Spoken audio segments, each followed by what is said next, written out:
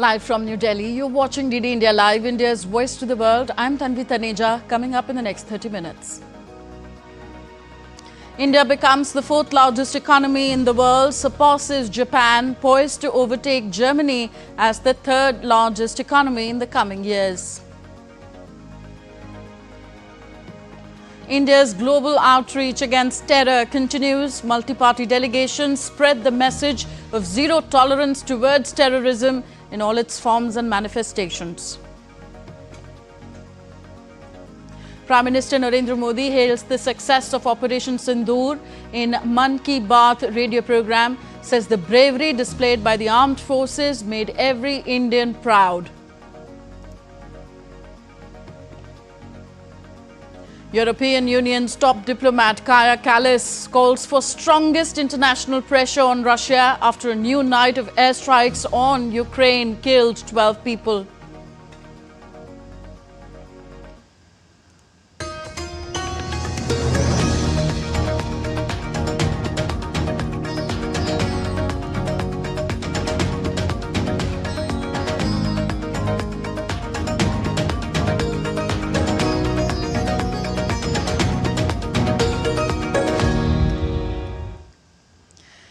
India is on a transformative journey. Surpassing Japan, India is now the fourth largest economy in the world. Citing International Monetary Fund data, Niti Aayog's CEO BVR Subramaniam confirmed the milestone achieved at a press conference of the 10th Niti Aayog Governing Council meeting on Saturday.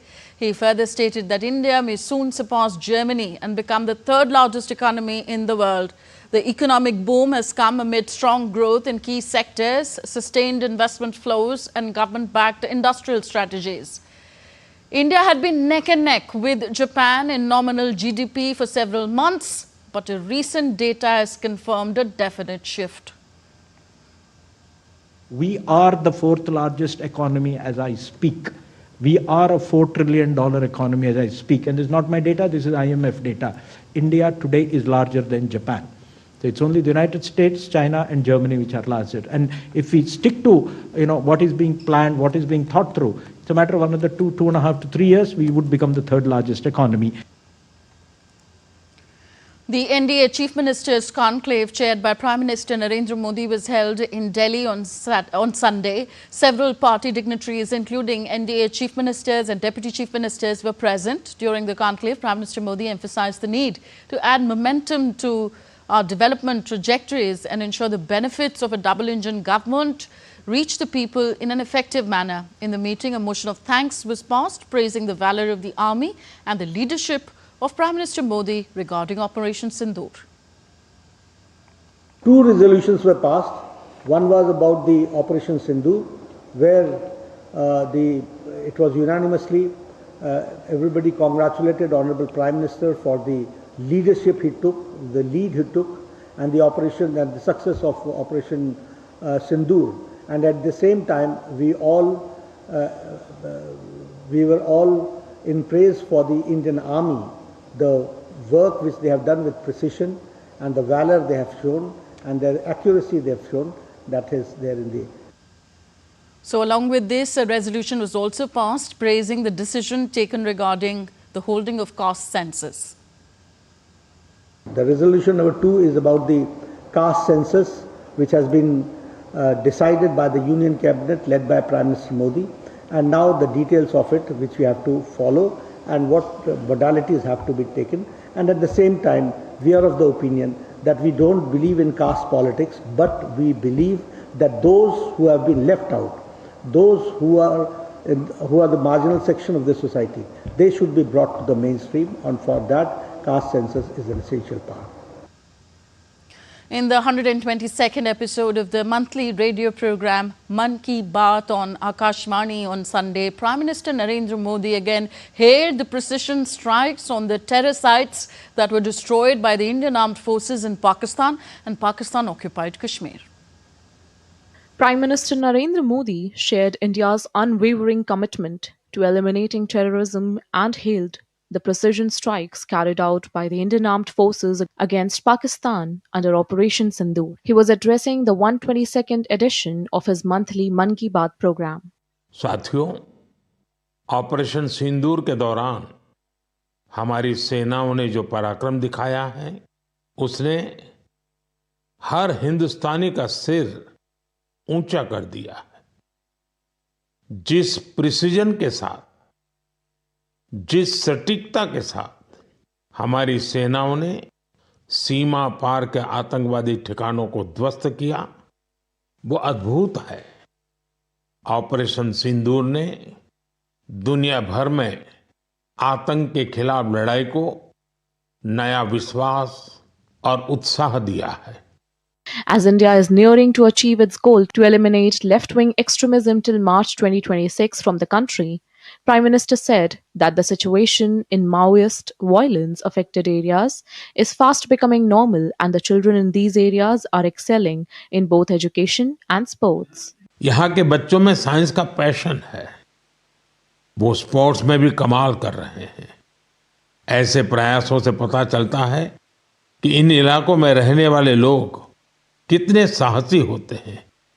इन लोगों ने तमाम चुनौतियों के बीच अपने जीवन को बेहतर बनाने की राह चुनी है। Prime Minister Modi noted that the global enthusiasm for the International Yoga Day continues to grow, reflecting a widespread commitment to integrating yoga into daily life.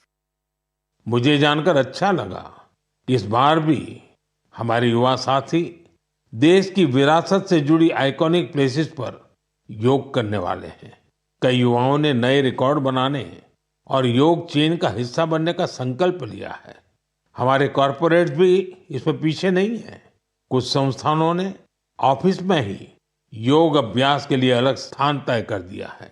कुछ स्टार्टअप्स ने अपने ऑफिस योग अवर्स तय कर दिए हैं।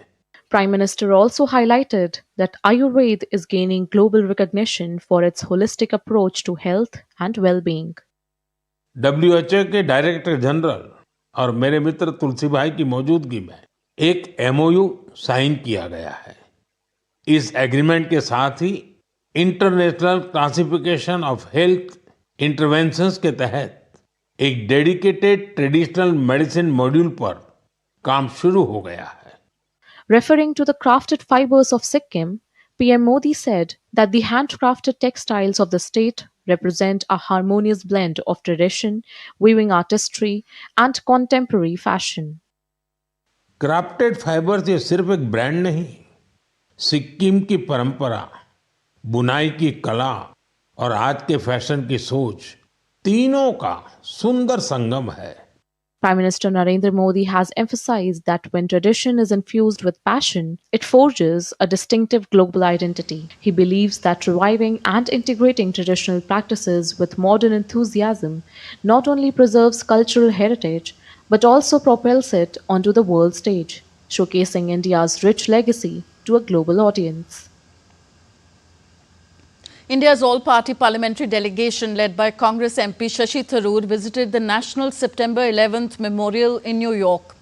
The delegation solemnly paid tribute to the innocent lives lost in the tragic 9/11 attacks and reaffirmed India's unwavering solidarity in the global fight against terrorism. Speaking to media outside the 9/11 Memorial, Shashi Tharoor emphasized India's resolve to combat terrorism, stating, India will not remain silent against forces of evil. He called on the global community to stand together in the mutual solidarity and strength against the menace of terrorism. We are suffering the same wounds all the time.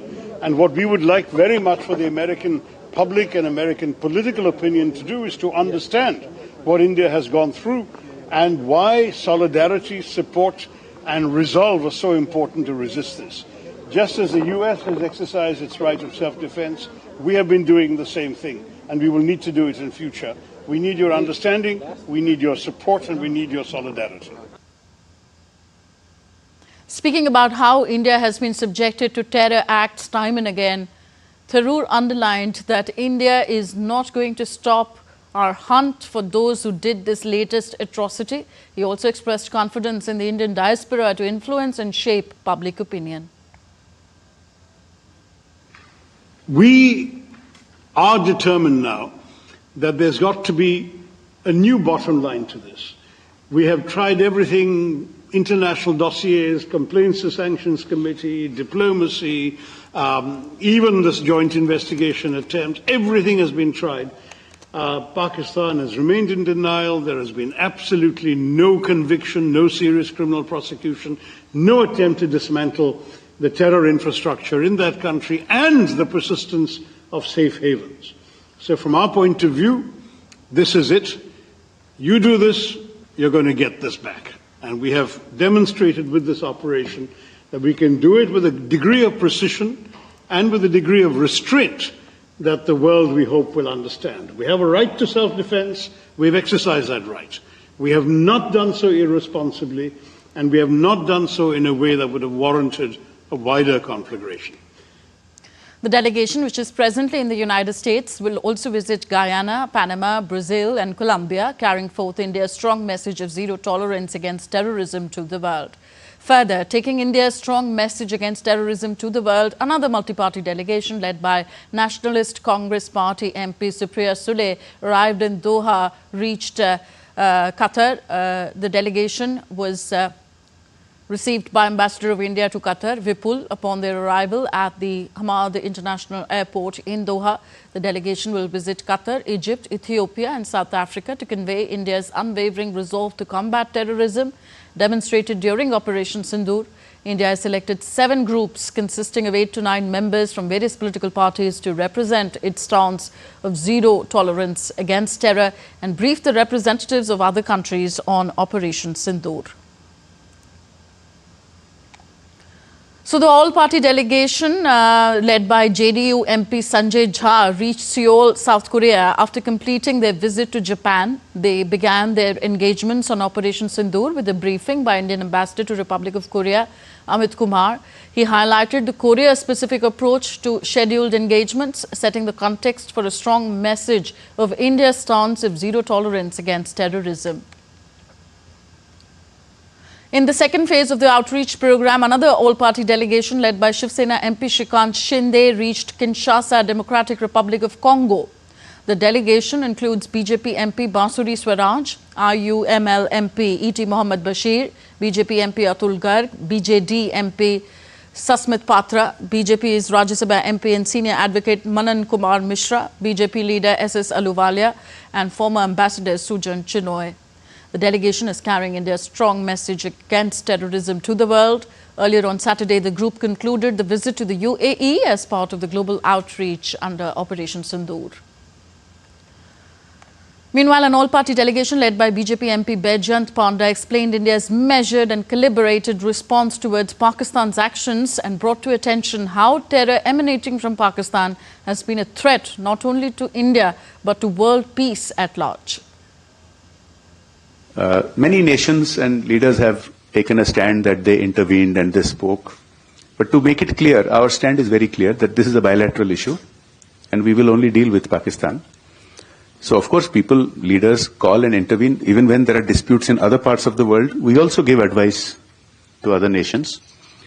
But while there was advice and suggestions from many nations, the reality is we said it has to be Pakistan only. And only when Pakistan's Director General of Military Operations called India and said that we want a ceasefire, we want a stop, we said the following. We said, we don't want hostilities. You stop shooting, we will stop shooting. You resume shooting, we will resume shooting. That is the simple message.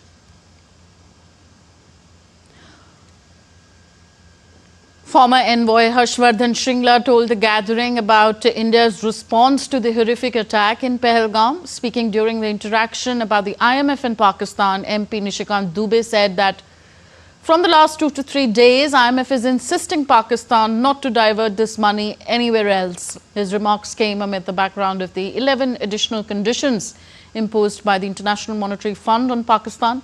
The delegation aims to visit Saudi Arabia, Kuwait, Bahrain and Algeria and brief international partners on India's response to the April 22nd Pahalgam terror attack.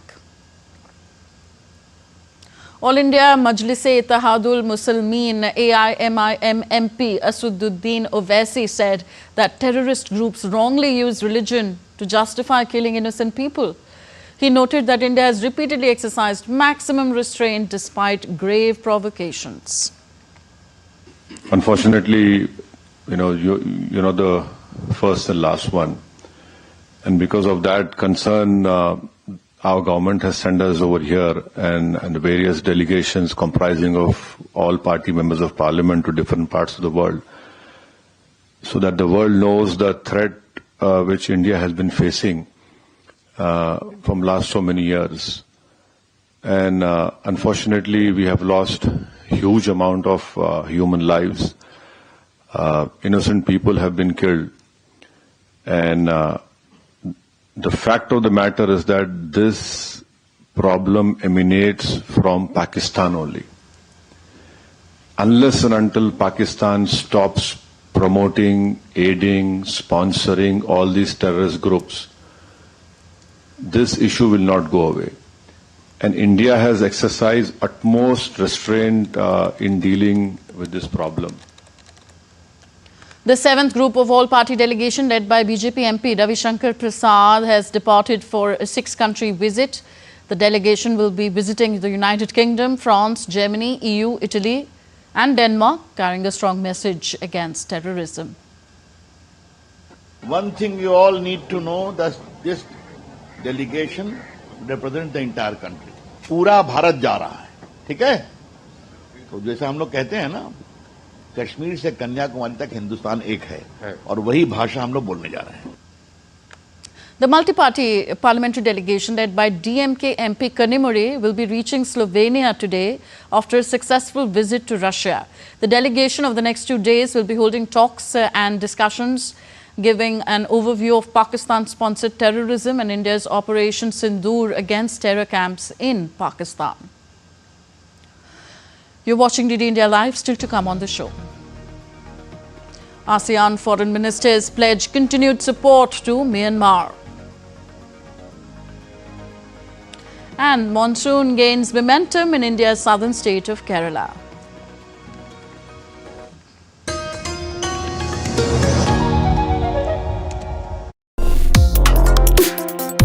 Complex issues, hidden agendas, twists and turns, strategic games. We think all dots are linked. We just need to connect them. Join me every week as I connect the dots to unravel hidden designs in statecraft, mysteries, and decode issues that matter to you. Watch Connecting the Dots with me at these times on DD India.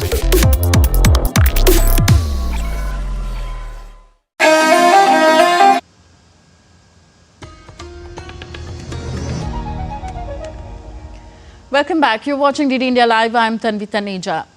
On to Bangladesh now. Bangladesh's interim leader will meet multiple parties today in marathon talks as he seeks to build unity and calm amid intense political power struggles. Party leaders and officials said Chief Advisor Mohammad Yunus has called for rival parties to give him their full support. The talks come after the meetings that stretched late into Saturday evening with major political parties, including those who have protested against the government this month. Bangladesh Nationalist Party called for swift completion of reforms initiated by the interim government, as well as holding the national election by December this year. The party leaders held a meeting with Bangladesh Chief Advisor Mohammad Yunus at the State Guest House Jamuna in Dhaka. After the meeting, the party standing committee member K. Musharraf Hussain briefed reporters and called for completing the reforms quickly and holding the national election by December. BNP also demanded the announcement of a roadmap for the election. BNP standing committee members also demanded the removal of National Security Advisor and 2 student advisors. The chief advisor also met Bangladesh Jamaat-e-Islami and National Citizen Party separately.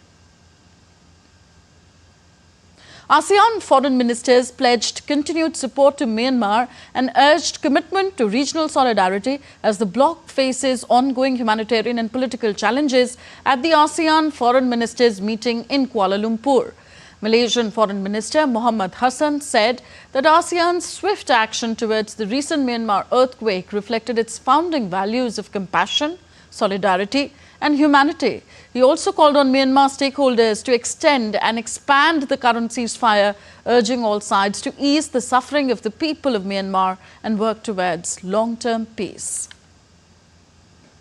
In the latest update on the ongoing conflict between Russia and Ukraine, Russian forces unleashed a massive overnight barrage on Ukraine, firing a staggering 367 drones and missiles across multiple cities, including capital Kiev.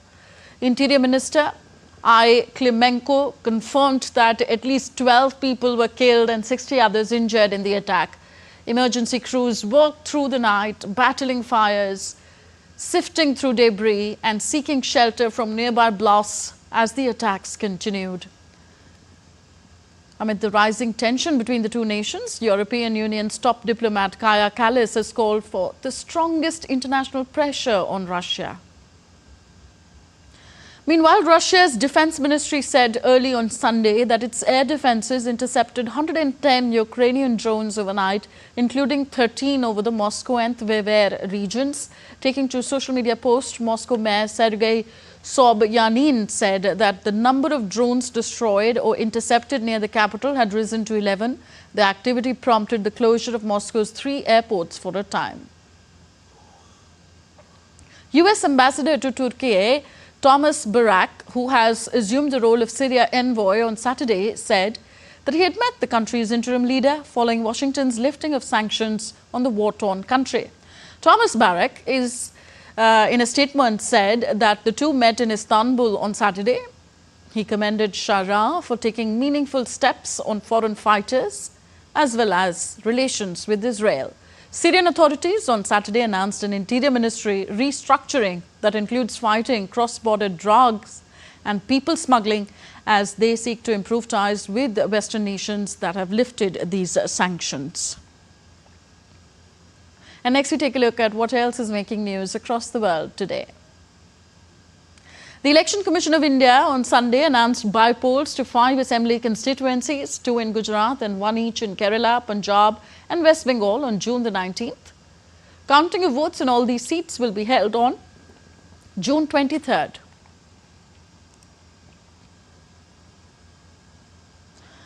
The Union Public Service Commission, UPSC, conducted the Civil Services Preliminary Examination on Sunday. Lakhs of youth from across the country appeared for the prelim exam. The portals of Hemkund Sahib, the world's highest Gurudwara at 15,000 feet in Uttarakhand's Chamoli district, reopened on Sunday. The shrine is visited by lakhs of devotees every summer. As in the year 2024, about 2 lakh devotees visited the Hemkund Sahib Gurudwara. On to India's south now.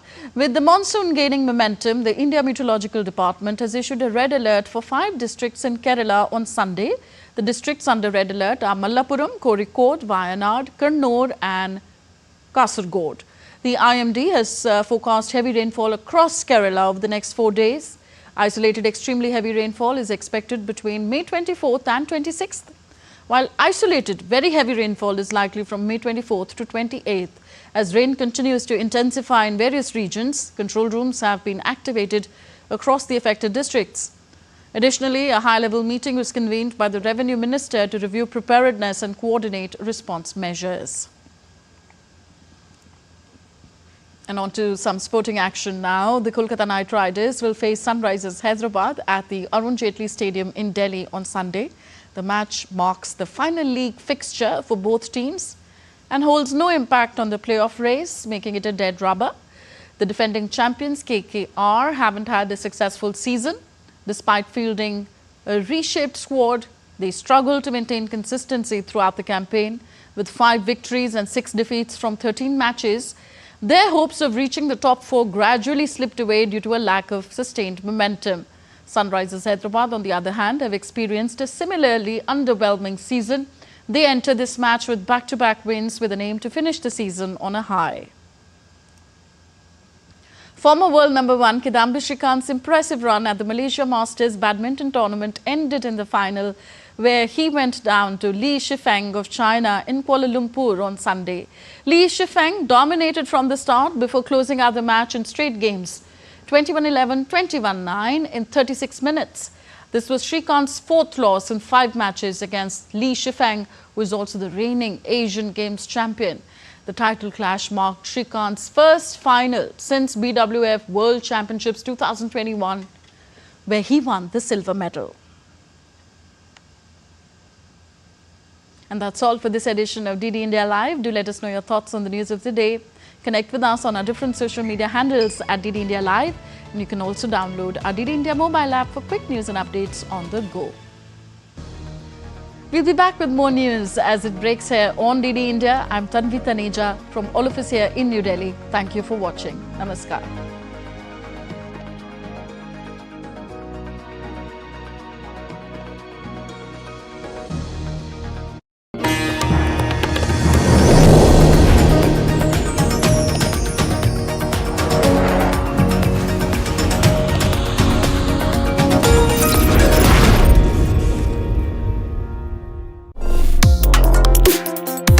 Complex issues, hidden agendas, twists and turns, strategic games. We think all dots are linked. We just need to connect them.